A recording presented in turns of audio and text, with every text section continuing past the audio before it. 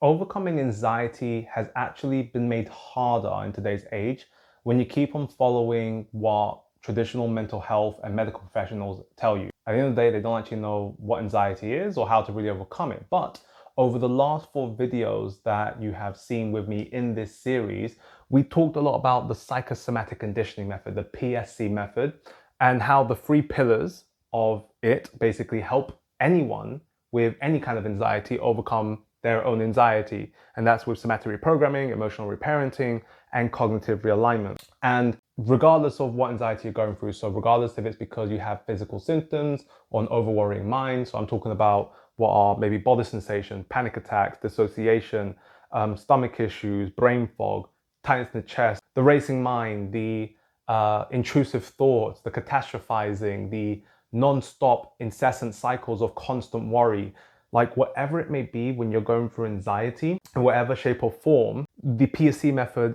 deals with it at the actual root.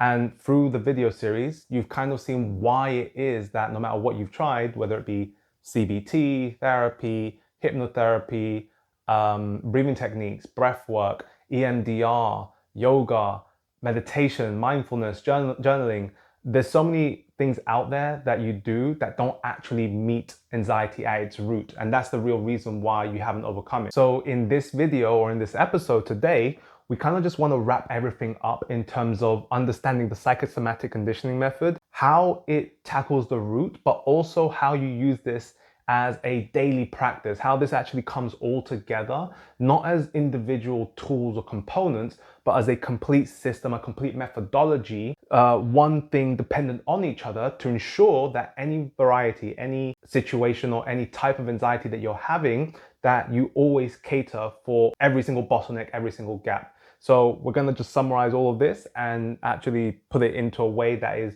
understandable and that you get why this methodology is so powerful, why it's helped myself as an example, who, as I've mentioned, have gone through anxiety 4 times. It's the reason why this has so many components, why there were so many root issues that I saw, because I lived so much with anxiety in what was, yes, the classic, anxiety of like tights in the chest, panic attacks, anxiety attacks, intrusive thoughts, right? I had a phobia, I had insomnia, I had trauma response, like genuine emotions of actual abandonment trauma. I had the constant cycles of stress and worry too.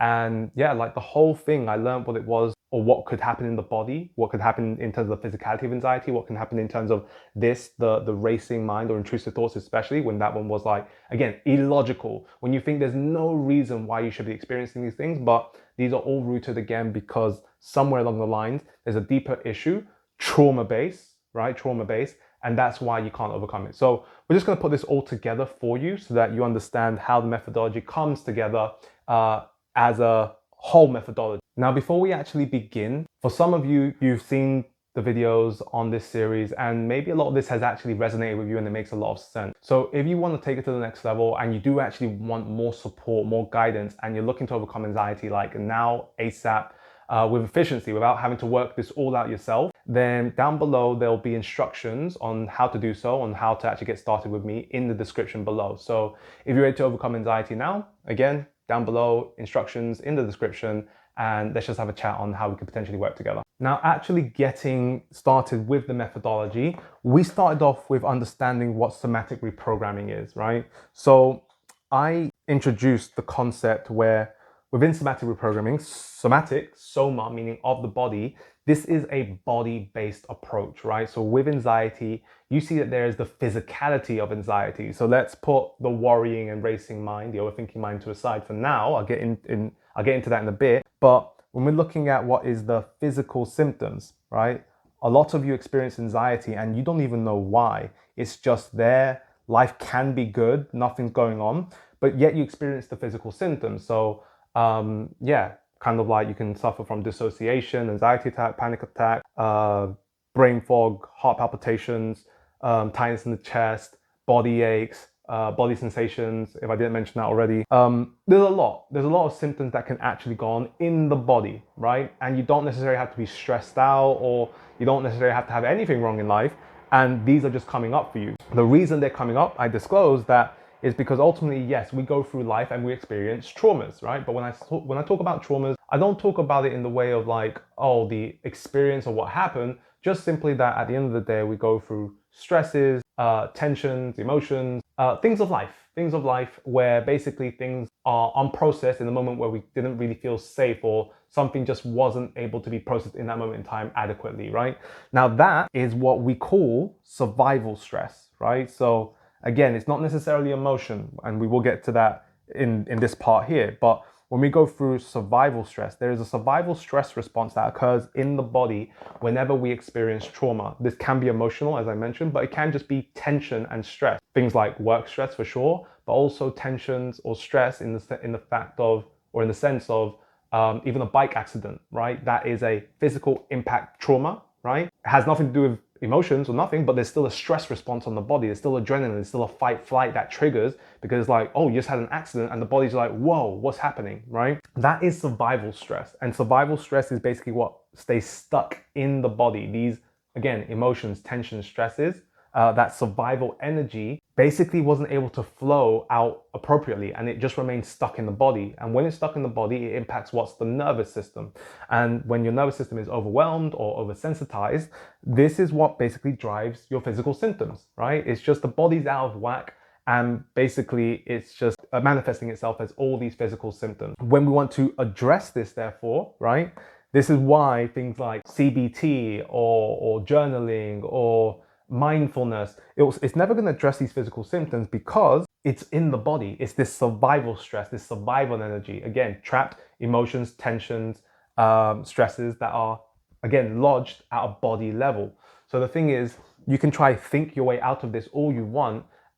It's just never going to work. So with somatic reprogramming, this is an intuitive approach, right, to leverage the body and release that survival stress out of the body, okay? But I always say to everyone that this is not the way you think it needs to happen, it's the way the body feels it needs to happen. And so there are other body practitioners out there that do this wrong.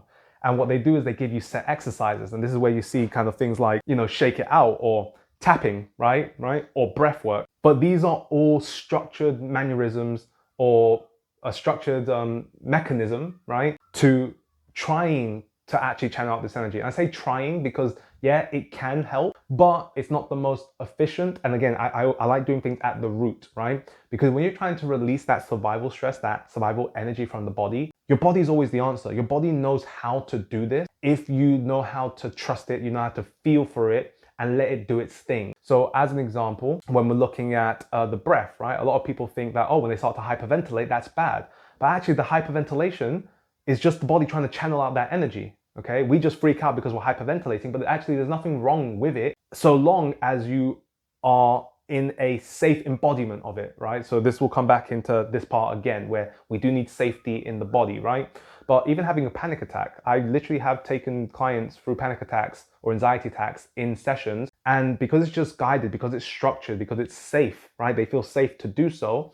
It's just a channeling of energy. That's all it is. So the body knows how to do this, but it's letting it do it by itself. So again, when it comes to, for example, just any workday stress, bad news appears and you go, right? You sigh. There's tension built up, and then the body makes it like it channels it out. But you didn't have to think about it. You just do it. You just do it. So that's why I'm not a fan of this structured practice of this is how you have to do things. This is, again, like these hip exercises. I'm like, forget that. Just forget that. That's not efficient, right? This is not exactly aiming at feeling where that survival energy is in the body and then channeling it out. And that can be done through what is breath, can be done through movement, can be done through emotions, right? For sure. And just felt sensations in the body, okay? It's such a variety, and this is honestly probably the most, admittingly, the most complex to learn, because it's a skill. It's a skill that needs to be kind of learnt again, because we don't really know how to feel and get in tune with our body. And we've been taught to kind of be very serious and structured and very bound by kind of like social constructs as well, right? We don't allow our body or our system to just do its thing. Now, with this, as I mentioned, like when we're looking at this, we can channel this energy out. I mentioned the breath, right? So just letting the breath do its thing as an example. When I mentioned movement, yes, it could be shakes. Yes, it could be stomping. Yes, it could be again, that survival energy that feels that actually you need to run, to punch something, to, again, that fight, flight, right? There's an energy there that just needs to come out. And yeah, even felt sensations, same thing. Felt sensations. Sometimes when you're actually in the body, it's not so much that you have to do anything. It's just certain things start to come up and just let them come up, which means that yes, automatically you can start shaking. You might start sweating. You might start feeling, well, the breath, as I mentioned, like that might start changing. There's so many things that go on. It's very nuanced, right? But yeah, that's kind of like somatic reprogramming. There is the emotional part, which doesn't just mean that you're going to cry yourself to recovery, right? It's good to have a cry, but like ultimately, again, so many emotions are trapped, and it's learning how to deal and connect with those emotions, right, in the right way to create safety around them. Again, I'm going to touch on this here because this is more important in this element, I would say. But that is, as a whole, what is going on, right? At the end of the day, survival stress, survival energy. Channel it out, release it out in a safe manner such that you offload the system. When that energy is out, you've offloaded the system, and so things just naturally calm down as a byproduct. Not because you force the calm. Again, this is not meditation. This is not breathing techniques to calm it down. It's actually taking things to its natural peak, allowing the body to do its thing, and so that it naturally just completes that fight-flight cycle, if you will, right? That's in a simple way of like understanding it. Now, once we have this, now we've learned the skill of like feeling, right? This is all about feeling. There's baby steps to this as well, right? I'm talking about releasing. Technically, there's foundations to this for sure on like how to actually get in tune with the body, do maybe mini releases first, because again, very important to mention actually, because this is still trauma, right? Which is still unprocessed emotions, it's still unprocessed tensions. This can be very heavy. This can be very heavy. I'll mention that up front because it's important for you to understand that even within my own practice, and I do this myself sometimes, on the rare occasions, yes, I'm like, whoa, okay, I need to stop. I can't continue because the act of channeling that energy out is actually overwhelming my system. So the idea is that you want to always do this without overwhelming the system again, because then that just creates a setback, right? So yes, this is not just, easy, just bang, it just all comes out and you're cured. There's a step-by-step, it has to be done in a safe, structured manner without the body getting overwhelmed. Now let's talk about emotional reparenting then, because yes, this is trauma-based, but emotional reparenting also relates to trauma, okay? But what it's meant to fix, because now I'm gonna get to the worrying and overthinking mind, right? So I'm just gonna put here that this is meant to deal with the worry or the overthinking, intrusive thoughts, all of that, right? All of that. So when we are having this, right, by the way, when you offload the system with all that survival energy, the fact is when the system is sensitized and overwhelmed, it is more prone to be alert, right? So it makes sense. It's the nervous system is to keep you safe. It's that survival mechanism where if it is sensitized and it's geared on, well, hey, I'm gonna start trying to look and see where everything is wrong in my life, basically, right? So basically it's more prone to worry. It's more prone to overthink, right? But once you desensitize the nervous system, you offload it, then this can have an effect on the worrying and overthinking mind, and that gets better too, right? But I'm talking about the worrying and overthinking in a universal case, because sometimes you have a worrying mind because not what's happening in the body, but because you are looking at what is happening in the external world with relationships, with work, with life in itself. When you can't switch this off, the reason you can't switch it off is actually stemming from what are emotional wounds, okay? Emotional wounds, which as I mentioned before, emotional wounds. This is also trauma, right? So I mentioned emotions here. This I think is the better way, right? Like you can just tackle emotions here for sure, but it's very body-based approach. But this is more energetically, this is more actually catering to the needs of the wound instead. So let me break this all down so that it all makes sense. Emotional wounds, what are they? Same thing like survival stress. It's all trauma-based. You go through things in life, they weren't processed in an appropriate way. And so it gets trapped, it gets buried inside the body, right? But the wound in itself, right, can be explicit emotions, right? Emotions of primarily for a lot of anxiety sufferers, I'm not safe, right? I feel scared, I'm not safe, right? Or it can be, I'm not loved, or I feel alone, or I'm not enough, or I'm abandoned, or like there could be so many things, right? Where you have an emotional wound where it starts to play subconsciously into your own behaviors and ways of thinking. Let's say in the example of I don't feel safe. Well, if unconsciously, subconsciously, right, you do not feel safe, then yes, when things happen that would make a normal person worry, you don't just worry, you fixate on it. You're like, oh my gosh, like, no, like, this can't happen. I don't feel safe. I need to control that. That needs to be this. This needs to stop. I need to avoid this. I need to resist this. I need to fight this. You basically start going on overdrive because it's all driven from this emotional wound of I am not safe, right? In a very explicit example for the external, if I'm not enough, then I must achieve more, because then by achieving more, that's when I prove I'll be enough. And when I do that, right, that's going to make me feel better. But the thing is, when you actually try and get that thing, and you do get that thing, what you'll actually find is that the emotional wound still exists. And even when you get it, you're like, oh crap, now what?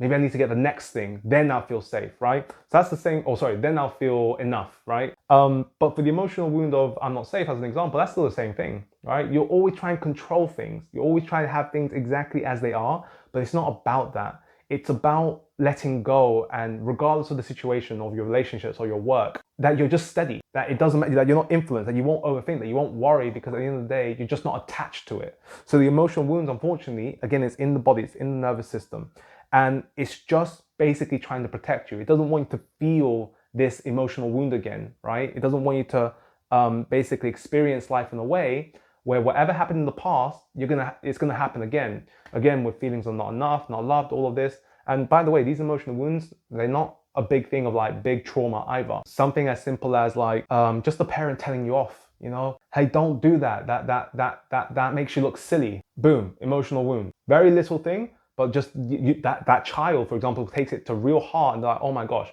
But it doesn't have to be in the past, right? It could be later on when you're bigger in life. And again, even me, I've experienced, like everyone experiences trauma even bigger when they're more adult, right? When they are more of an adult. And therefore, it's this thing of like, a lot of people think, oh, the past.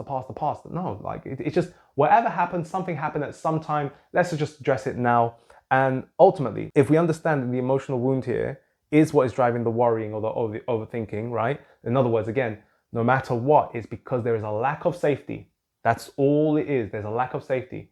If you felt loved, if you felt enough, if you felt safe, if you felt not alone, if you felt just good in every single respect, you're always going to feel safe, right? And again, this is internal. So these emotional wounds are, again, very unconscious. They're very deep. Maybe you're not even aware of them, but they're there. So the thing is with emotional wounds, yes, you're meant to drive awareness into them, meaning you will feel the emotion. You will feel the things that are negative, like I'm very, very uncomfortable. But this is what this whole methodology is about. It's bringing to the surface the very things that are uncomfortable so that you can feel them, connect to them, and let them go, right? Now, with the emotional wound, yes, bring it to the surface. Now, the difference here, this is feeling, this is channeling it out, and this is even self-soothing, self-comforting with the body. This could be like a hold, just a stroking of the arms. It could be, again, just noticing the breath. Like, there's many things that can be done.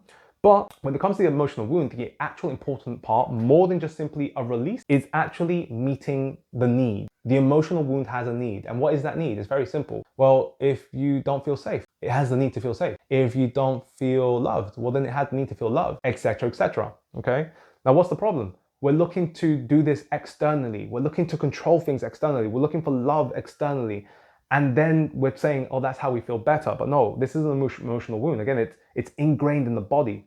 So this is why, again, no matter what you do externally, this is not going to fix this. You need to do this internally within yourself. And you do that by meeting the need. So even as an example, lately, right, there was a client who said that the emotional wound was actually emptiness. They felt empty and they didn't know why. And again, you don't need to know why. But when they had this, the actual need wasn't, again, you're like, oh, to feel not empty. How do you do that? It can be something as simple. And for this client, it was, I just need you to be there, right? I just need you don't have to say anything. I just need you to be there. That's all that emotional wound wanted, to not feel empty. And how you do that is energetically. This is not a knowing. It's like, well, how do you be there for yourself, right?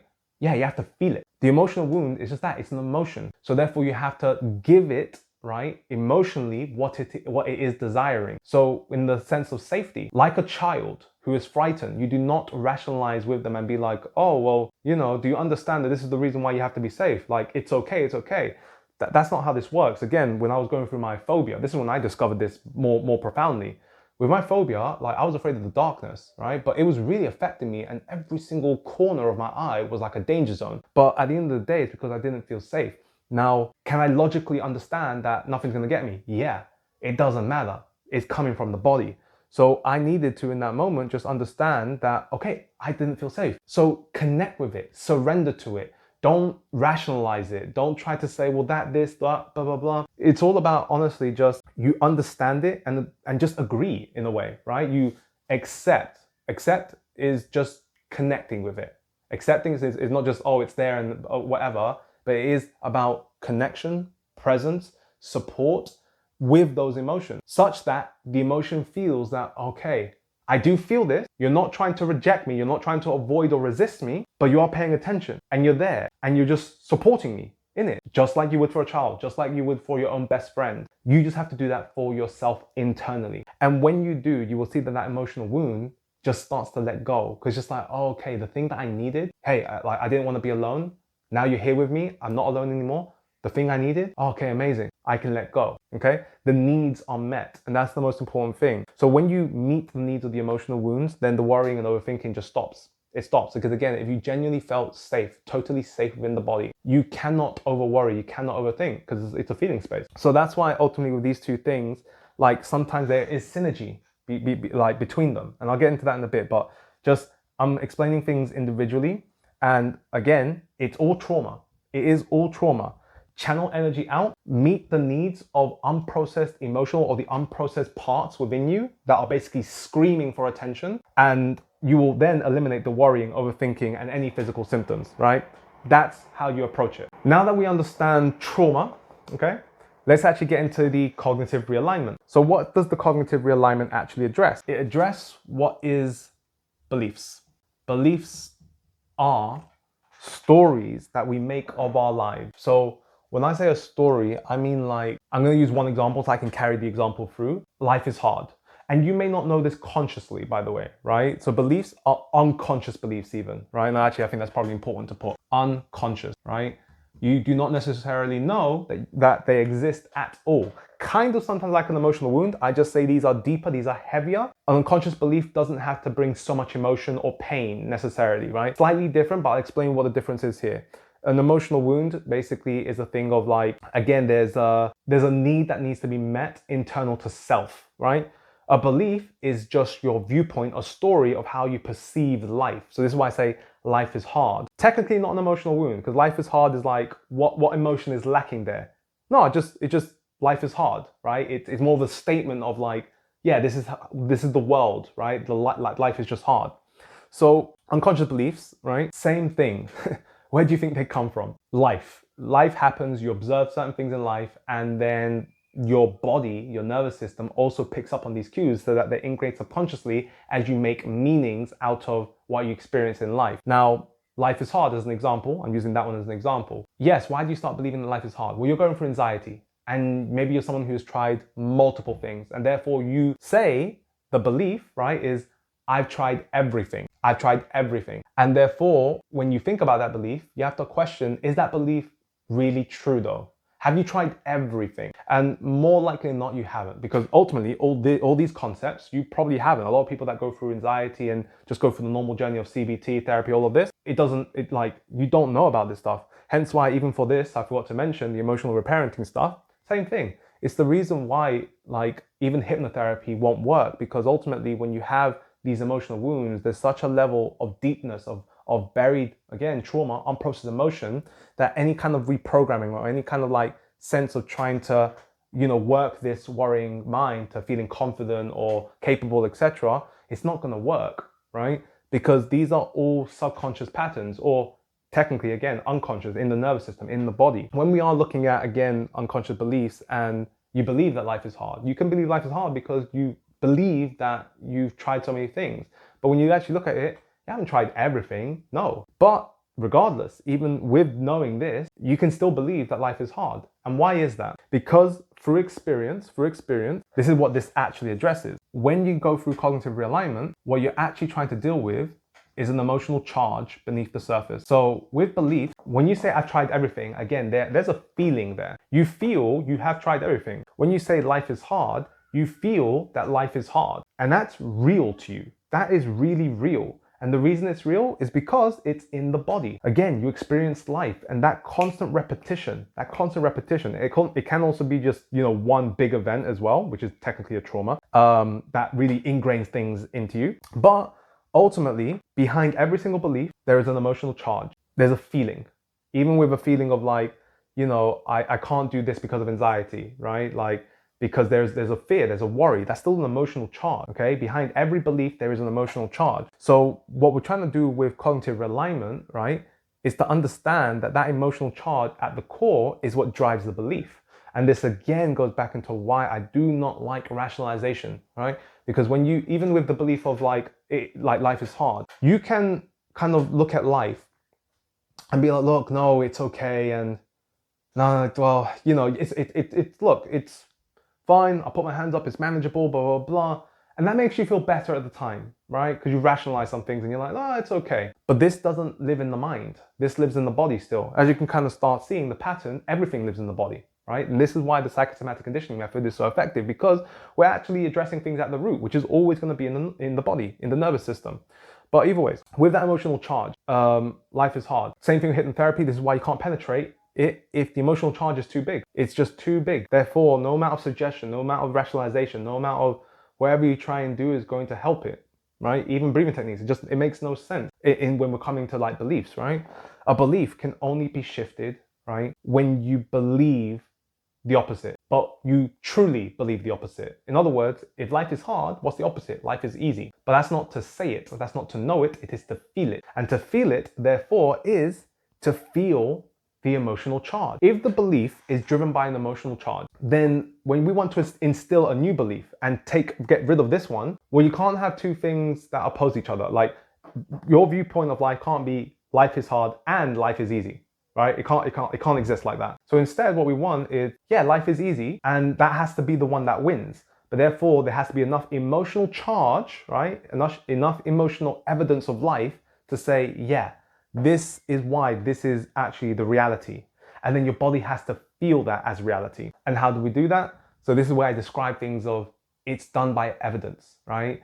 And this is just evidence of, like, let's say life is hard, life is easy. If you actually remembered every single part of your life that was easy, well, you thought initially it may have been hard or challenging, but you got through it. And actually, when you look back at it, you're like, actually, that wasn't too bad. Life is easy. You remember that, and you have yourself feel that. Your body and the focus, the repetition, you keep on ingraining that pattern, that experience, that is an embodied experience. Your body does not know what is real from what is imagined, and it will just remember the feeling, and that feeling is going to override that emotional charge. So that's how that works. So beliefs at the end of the day is just basically an elevation of the emotional state based on the experience of what you want to have. If you have enough good energy, enough good emotions in the experience that usually triggers you, right, or the experience that usually causes the negative belief, in this case, let's say life is hard, then remember every part that life is easy. And that's not in your own life, that's also getting evidence or experiences external from yourself. So externally because,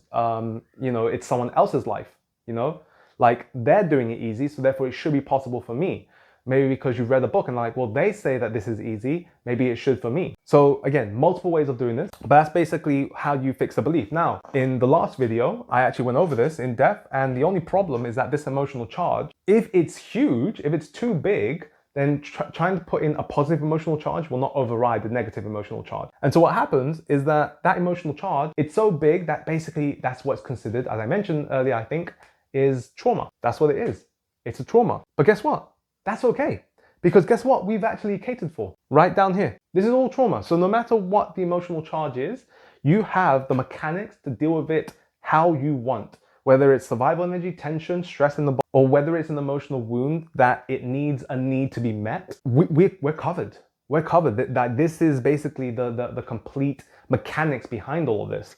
So even though within the video series, right, so I started off basically with what was, okay, let's start with the body, then the emotions, and then, well, technically there's more emotions, more like emotional wounds, sorry, and then with the emotional charge, the beliefs, basically, this is really beliefs. The reason I start off this way is because ultimately, it all comes from a feeling space first. This is pure body. This here is body with some form of communication with self, because you have to understand the needs. Again, what is it? Do you feel alone? Or what do you need to not feel alone? find the answers, right? But do you need to process things? Maybe you do, right? Maybe you need a different understanding, a different integration of like meeting a need when ultimately, as an example, like, oh, I'm too overworked. You're overworking me. Let's say it came from self, but you have kids and all this. You have work and you got to work. There has to be a compromise. So it's not just meeting the need and like, oh, okay, there we go. We met your need. All okay, right? So it does depend on everyone's situation and what we need to do. But I digress. At the end of the day, with this, right, we are always looking primarily to use this as our Bible. That no matter what you're going through, it is a belief that is not allowing you to overcome what you're going through. Okay, so when we're using this, so as a process, there's two things here. Let me explain this as a process. I get my clients to use cognitive realignment to look into beliefs as to what's holding them back. Even when it comes to the physicality of anxiety here, the belief usually is, again, well, I shouldn't be feeling these things, right? Or I don't want to feel these things. Why don't you? Oh, because, you know, they're uncomfortable and whatever, they'll kill me, right? Let's say that was the belief. Well, again, that's not actually true. And if we actually look at all this, again, the very feelings, emotions, and sensations that we're trying to avoid, those are the very same things you need to feel to actually recover. So that's a complete twist in belief, you know, in the beliefs that you have right there. We are just literally, we're meant to feel these things. And therefore, this belief of like, well, no, like I shouldn't, most people get stuck there. But if you just allowed that belief to be like, no, this is exactly what I need to feel. And that was your firm belief. And you're allowed to feel these things, then you recover in the physicality form, right? A lot of people, again, even myself, right? I was just resistant and avoiding all the emotions, all the tension, everything that was in me. I was just avoiding it. And that's why it was stuck the whole time. When I actually just shifted this into like, oh, actually connect with it, feel it more, everything started to get better, right? But this is always first. Then what will happen is that, yes, through that, if you find basically that you're trying to shift the belief, but then there's resistance, again, that emotional charge is too high. Basically, it's more encrusted, right? Intertwined in the body, then we have to go down to the lower levels, where if you're feeling that resistance as more just a tension, maybe it is a case of just being with the body, being with the breath, seeing if anything needs to kind of flow or be tuned out. Or maybe you do find that there's a big resistance because there's a big emotional charge, which is basically an emotional wound that says, no, screw you. You want to believe that? But what about me? What about my needs? You just forget about me. I've been abandoned all this time for so many years, and you keep on saying that it's okay, and it's not okay. So then that could be a major resistance. So the idea here is this comes first. Once you have the base, this is a skill set. You need to learn this first, technically, and then try and use this. You can try and use this by itself, of course. And if you can switch things, they should switch in like a minute or two, right? It doesn't take much, but when it doesn't, it's because there is too much resistance. Again, that negative emotional charge, it's too big. And so when you're trying to push in that positive emotional charge, forget it. The system, the nervous system, the body is just not having it. And you therefore need to offload it. You need to channel it out, meet the needs. And therefore, once it is offloaded, now you have the space to, okay, let's reprogram the subconscious mind. Let's reprogram the nervous system with the good experience, with good evidence, with, hey, life is easy. Can you see that now? Yes, life is easy. So that's how that works. Now, the second part of this is the real beautiful thing here is that, as you can kind of see, the reason this works so well is because we're always dealing with the body, always dealing with emotions. This is not a mental thing. This is not a rationalization. This is not a calming down, right? So again, CBT, therapy, journaling, anything to do with like, hey, let's understand it, right? This is not this. This is why you're stuck. We focus on the actual deep-rooted emotions, trauma, emotional charges, like what's in the body. That's where the focus is, right? And ultimately, even with things like calming it down, right? When you think about breathing techniques, mindfulness, meditation, all these things, breath work, are like, yeah, let's calm it down. No, let's not calm it down. Let's feel these things so we can channel them out. Let's feel these things so we can actually meet, connect, and address the wound, address the need. We need to go into it, right? Which doesn't feel the best. Again, it can feel uncomfortable. It can feel challenging. But I assure you, when you do, that's when you progress really fast. Because at the end of the day, with all of this, this is exactly how you create shifts. This is how you basically can really, I'm not kidding, like within the space of 2 minutes, but within a session, if it's longer, you have to deal with these things. It could be 20 minutes, half an hour, like tops. Like there are some individuals that require 2 hours, and sometimes just because, again, these things are unconscious, so it's a bit hard to navigate and you need to look through it. But it can be done, it can be done in a single moment is the thing. Shifts don't take years, it doesn't take months. It can literally be done in a single moment. Like, it could be really, really fast if you just meet things at the root. That's all it is. So yes, do not rationalize, do not calm things down. It is actually about connection, feeling, so that you can then clear these things. And more importantly, as I always say, shifting beliefs into positive, right? Because when we clear things, we also want to take action. We want to install new positive emotions, new positive beliefs, etc. But then this is part of, again, the beauty of all this, right? After mentioning all that, is that no matter what you're going through, let's say, yes, you feel tension. So you know you can go into somatic reprogramming, but the initial thing was, oh, I feel tension. But when you start going in, you're like, why am I so tense? Why am I so tense? Well, it's because life is hard, right? So even though we address this again releases, channels things out, but it doesn't prevent it from happening in the future. So then you know, oh, I started here, but I need to now go here and change the belief, all right? Or maybe, yes, you had an emotional wound, but that emotional wound was heavy. And you're like, oh my gosh, I didn't realize I had all this pent up anger. And you're so freaking angry. But again, you can't just let that anger be there and not do anything with it. Like, you can, but it's going to take a long while for things to calm back down. Instead, if you just actually tune into it, go from here to here, you're like, what was the need? Well, the need in that moment in time is just to let the freaking thing out. And so you can actually channel it out and bang, there you go. Release. Now you go back into it. Hey, what made you feel angry? And you'll actually find it goes back into an emotional wound. It's actually because you felt vulnerable, because you felt weak, because you felt, like violated in some way, right? Like, just like you feel bad. And so you went to lash out at the world because you felt so bad. So with all these things, basically what I'm saying is that it's fluidity, right? It's not, hey, let's just use one practice and then keep with it. You can actually bounce back and forth between all three in unison together, right? Even as an emotional wound, as an example, or emotional charge, sometimes you need to use the body, yeah, because you're like, oh, okay, so let me just breathe, right? Let me breathe, because the body's getting tense, let me actually just channel that energy out so that this lowers and it's more manageable, right? So it's basically, it's a fluid methodology. It's whatever your situation, whatever your circumstance, there is no set one way of doing things. There's a variety of ways of doing things, and variety is the key. The thing is, this is why people get stuck when they say, oh, I tried everything. And no, you haven't. You've tried things in a certain way, just one way, this way. You need to try it in multiple ways. And the best way to find out or to figure it out is to feel it out. This is why this is first, because you need to get used to feeling first, right? You need to get used to, what does my body need? What do I want to do? What does it feel like? When you do that, then it's just like you figure it out so much quickly, right? Even here, I always say to people, look, first thing that comes to mind, don't overthink things. If you start getting into your head, right, then it blocks this, right? So the entire premise of this, again, is just, it is fluidity, it's variety, but this works so freaking fast. And again, it works for any anxiety. You just need to find the right bottleneck. Because whether it's a belief, whether it's an emotional wound, whether it is survival stress, this is all that exists in the body. Actually, a really cool way of looking at it as well, somatic reprogramming, yeah, the body, the nervous system, emotional reparenting. Technically, that's kind of like your subconscious. It's emotions, subconscious, right? Because they're emotional wounds at the end of the day. And there's communication, technically, back and forth, which is actually coming from the emotion, which is still your subconscious, right? The body, basically. But again, nervous system, subconscious mind, and cognitive realignment. Yes, the emotional state, the conscious navigation of like, oh, my beliefs are this, I want to go here, let me direct it. So we're doing things now in every single cornerstone of what is consciousness even, right? Unconscious, nervous system, subconscious, emotional wounds, and conscious, that belief system that you have, where you can just pinpoint it and just instill that new emotional charge with good experiences, good evidence of a positive belief. And that's all it is. This is the complete methodology.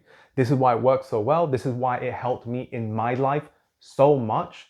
Again, I went through a lot. And I put this all together because of my experiences, and because every single time I went through something, I was thinking, why can't I get better? How do I do this?